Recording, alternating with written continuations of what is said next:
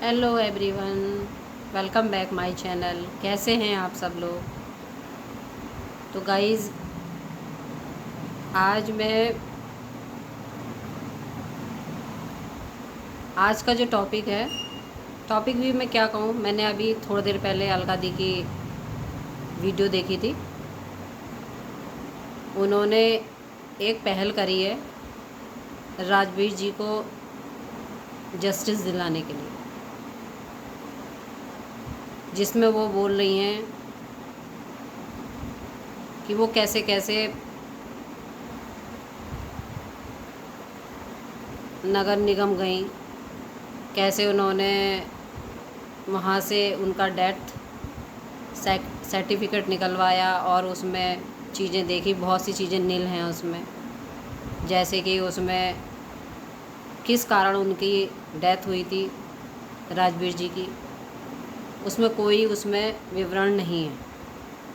वो कॉलम ही नील है, वो स्थानीय नील कर दिया गया, उसमें कुछ है ही नहीं, कोई लाइन नहीं है उसमें। जबकि हमेशा डेथ सर्टिफिकेट में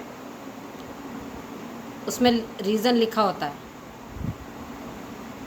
कि मरने वाला व्यक्ति किस कारण से मरा, एक्सीडेंट से है या आकस्मिक मौत है या किसी बीमारी से है या पूरी एज हो गई थी, क्या एज थी, वो सारी चीज़ें होती हैं, किस कारण से उसके साथ ये घटना हुई है, ये सारी चीज़ें उसमें होती हैं जो कि उनके सर्टिफिकेट में नहीं है। वो 2-4 अधिकारियों से उनकी बात भी हुई थी, जो उसमें साइन वगैरह करते हैं या उसमें जिनके निरीक्षण में वो सारी चीज़ें होती हैं। तो उन लोगों ने भी क्लियर कुछ नहीं बताया, और एक ने तो फ़ोन ही बंद कर रखा अपना, जिसने मोहर लगाई थी। तो चीज़ें जब पूरी क्लियर होती हैं ना, उसके बाद ही मोहर लगती है, पूरी छानबीन के बाद। और छानबीन कुछ भी नहीं, जबकि हुआ एक्सीडेंट था। तो यही पता चल रहा है कि जांच कैसी हुई है, और उस जांच का कोई मतलब नहीं, क्योंकि हुआ क्या है और कागज़ क्या बता रहा है, और उसमें सरकारी मोहर भी लग गई, सरकारी चीज़ें भी हो गई। तो इससे हमारे सिस्टम का भी पता चल रहा है, हमारे सिस्टम में किस तरीके के काम होते हैं, कितना करप्शन हो रहा है, कितनी चीज़ें हो रही कि मतलब इतनी बड़ी बात को दबा दिया गया कि वो चीज़ कागज़ में सोई नहीं है कहीं पे भी कि किस कारण डेथ हुई उनकी। ये अपने आप में बहुत बड़ी बात है, कोई छोटी बात नहीं है।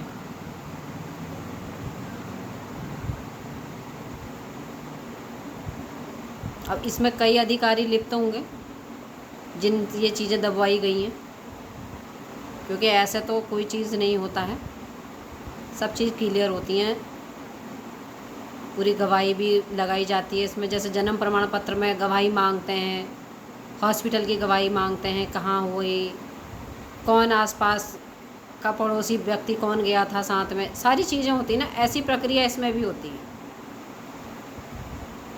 तो ये सब चीज़ें हुई होंगी ना, तो सब चीज़ें ये फॉर्मेलिटी बतौर हुई हैं, तभी तो वो कागज़ खाली फॉर्मेलिटी वाला ही बना। तो इस चीज़ में बहुत गहरी साजिश है, गहरी चीज़ें हैं, कैसे उनका एक्सीडेंट हुआ और क्यों इस बात को दबाया गया, उनके माँ बाप को किसने समझाया, क्या समझाया। इसमें सबसे ज़्यादा तो पूछताछ जो होगी वो अंकल जी से होगी कि आपके बेटे का एक्सीडेंट हुआ था तो आपने ये केस क्यों दबाया, क्या रीज़न था, और पैसा लिया आपने तो पैसा किसको दिया। सब चीज़ की छानबीन होगी।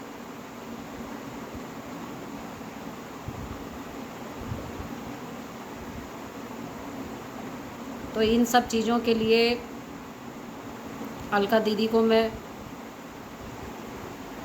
बेस्ट ऑफ लक करती हूँ कि दीदी आप ऐसे ही आगे बढ़ो और ऐसे ही इस केस को उजागर करो। इसके हर पहलू पर काम करो, हम आपके साथ में हैं हर तरीके से। आप जो काम कर रही हैं ये बहुत बहुत अच्छा काम कर रही हैं। कहीं ना कहीं राजवीर जी की आत्मा को भी शांति मिलेगी, क्योंकि कहीं ना कहीं उनकी आत्मा तड़प रही है, जस्टिस तो उन्हें नहीं मिला है।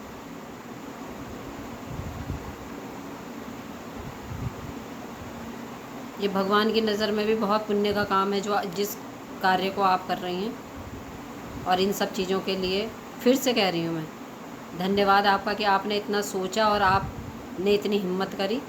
और आपकी हर एक हिम्मत में हम लोग साथ में हैं।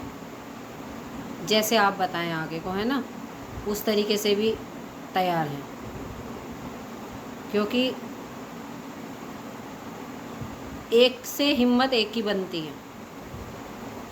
और ये हम ही लोगों को एक दूसरे की हिम्मत को बनाना भी पड़ेगा और बनना भी पड़ेगा। एक दूसरे को तैयार भी करना पड़ेगा और ख़ुद भी तैयार होना पड़ेगा। तो दी, मैं तो आपके साथ में हूँ। आप इस पहलू पर कार्य कीजिए और अच्छे से कार्य कीजिए।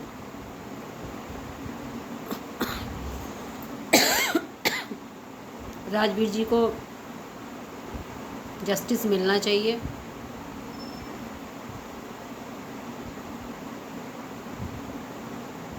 और उनको न्याय मिलेगा तो बच्चियों को भी न्याय मिलेगा, क्योंकि उनके साथ साथ बच्चियों का हक भी खो गया है उस घर से। क्योंकि भड़काने वाले, करने वालों ने इतना अपने पैर इतने पसार दिए उस घर में कि अंकल आंटी को तो यही ध्यान नहीं है कि मेरी पोतियाँ भी हैं। लड़के तो मेरे गए दोनों, लेकिन मेरी पोतियाँ तो हैं। उनका बाप नहीं है उनके सर पे, तो दादाजी तो हैं, वो तो सहारा बनते ना उन बच्चियों का। उन्होंने भी मुंह मोड़ रखा है। और उस टाइम, केस के टाइम पे भी यही समझाया गया होगा उनको कि बेटा तो आपका गया, आप वो तो लौट के आने वाला नहीं है, तो कहाँ आप चक्करों में पड़ रहे हो। कानून के चीज़ें बहुत लंबी बैठती हैं, प्रक्रिया ये बहुत बैठती, वो बहुत बैठती है। और आप पैसे लो और अपने घर बैठो, 10 पचड़ों से बच जाओगे। क्योंकि बहुत लोग होते हैं उस टाइम पर समझाने वाले, उल्टी सीधी सीख देने वाले बहुत होते हैं। और लोग अभी भी दे रहे हैं। नहीं तो अपनी उनकी बहू घर आ गई थी, बच्चे आ गए थे, उनका रिएक्शन जो था 2 दिन बाद कुछ और ही था। चीज़ें कुछ और ही थी उनकी 2 दिन के अंदर। सपना गई है, उसके बाद लग ही नहीं रहा था उनको अपने पोतियों से मिलने की खुशी है या सपना से मिलने की खुशी है। वो बोल रहे हैं कि आना चाहें तो आए, नहीं आना चाहें तो ना आए, जिसको अच्छा लगे। हमने तो बुलाया नहीं है किसी को। क्या मतलब होता है इन चीज़ों का कि वो उन्हीं लोगों की गिरफ्त में है जो उनको सिखा रहे हैं। तो राजवीर जी को न्याय तो मिलेगा ही मिलेगा। राजवीर जी की बेटियों को भी न्याय मिलेगा, उनके साथ भी न्याय होगा। जो उनके हक से उनको बेहक कर दिया है, उनका हक लोग खा रहे हैं, तो उनको भी हक मिले। तो अलका दीदी, आप लगे रहिए इस केस में। भगवान आपको इस चीज़ में सक्सेस दे और आप राजवीर भैया को इसमें न्याय दिला सकें। मैं भी भगवान से यही प्रार्थना करूँगी।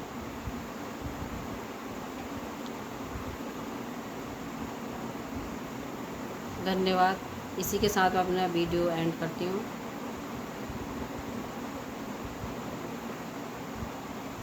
चैनल को सब्सक्राइब कीजिएगा और बेल आइकन को प्रेस कीजिएगा, जिससे आपको आने वाले हर एक वीडियो की नोटिफिकेशन मिलती रहेगी।